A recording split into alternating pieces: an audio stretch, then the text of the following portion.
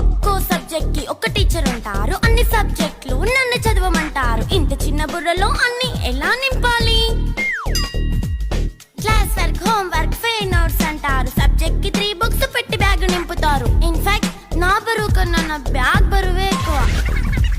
క్వశ్చన్లు, ఆన్సర్లు, సర్ప్రైజ్ టెస్టులు అన్ని దాటుకొని మళ్ళీ స్కూల్ వ్యాన్ ఎక్కేసి అమ్మయ్య ఇక ఇంటికి వచ్చేసామనుకుంటే మార్క్స్ తక్కువ వస్తే చెయ్యాలి అసైన్మెంట్. రిపోర్ట్ కార్డ్ చూపిస్తే ఇంట్లో ఉన్న పనిష్మెంట్. హోమ్ వర్క్ చేయమంటూ మమ్మీ చంపుతుంటుంది. ట్యూషన్ టైం అయిందని డాడీ తరుముతుంటాడు. డాన్స్ క్లాస్ కి వెళ్ళమని తాతయ్య తిడతాడు. స్నాక్స్ తిని వెళ్ళమని నాన్నమ్మ ఆపుతుంది. ఇక అన్నీ అయిపోయాక కాసేపు టీవీ చూద్దామంటే మమ్మీ ఎంట్రీ ఇచ్చింది. బెడ్ ఎక్కమంది. చిన్న నాప్ తీసేలోపు తెల్లారిపోయింది.